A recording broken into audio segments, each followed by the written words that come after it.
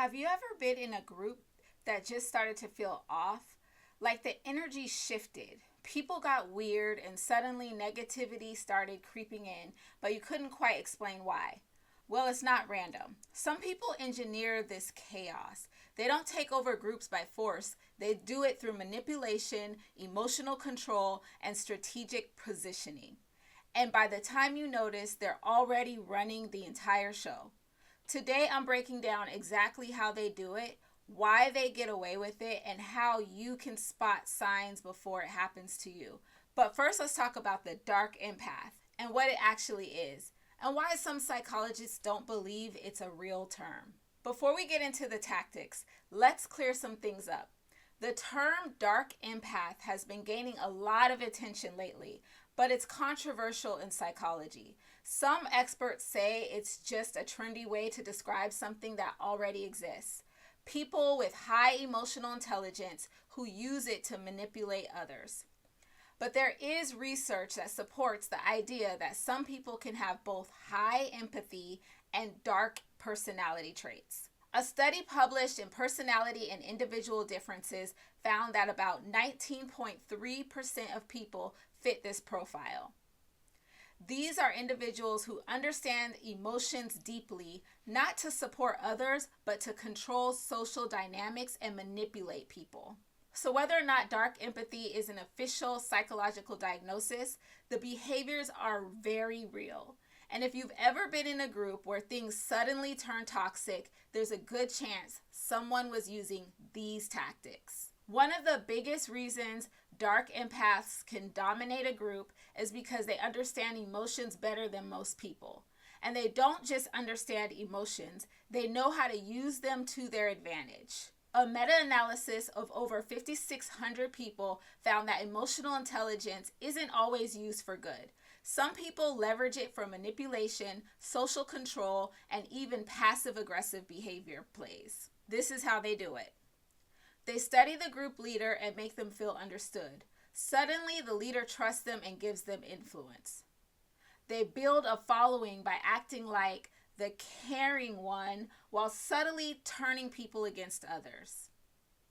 They gain positions of power in groups, often behind the scenes, so they can control decisions without seeming controlling. They also shift discussions away from actual progress by refocusing everything on their emotions, opinions, or grievances. And the scary part? They make it all look natural.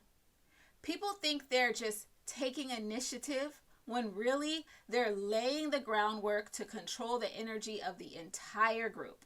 There's a psychological concept called emotional contagion, and research from Wharton Business School found that one person's mood can completely influence the tone of an entire group. Dark empaths know this and they use it. If they want to create tension, they start complaining, gossiping, or spreading passive-aggressive remarks. If they want to silence someone, they create an energy where that person feels unwelcome or uncomfortable speaking. If they want to appear like the victim, they bring up personal struggles in a way that makes it impossible for others to call them out.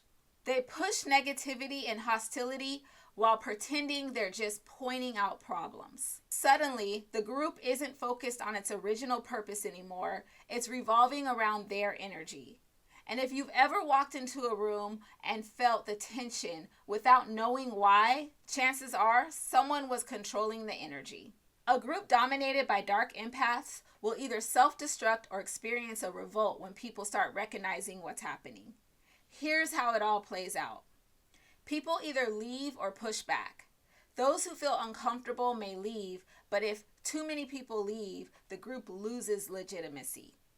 People who were once engaged start leaving quietly, often without saying why. Next, dark empaths claim persecution. If someone calls them out, they cry, play victim, or accuse others of being bullies. The group either collapses or resets. If no one stops them, the group turns into an echo chamber. But if people wake up, they push back and remove them, forcing the group to reset. And sometimes the group just slowly dies because the energy becomes too toxic to sustain itself. The people who brought real value either get pushed out or leave on their own, and all that's left is a group that exists to serve the dark empath's control, not its original purpose. At that point, the best thing you can do is just ask yourself, is this group still serving me? If a group constantly drains you, if it feels like you're fighting just to be treated with respect, if you no longer recognize the space as a positive environment, you don't have to stay.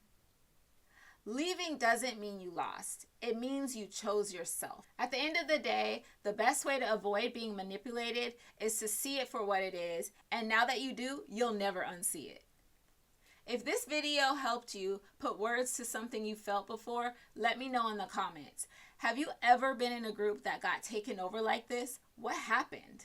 And if you want to see more deep dives into topics like this, make sure to like and subscribe. I've got more coming soon. Thanks for watching. Bye.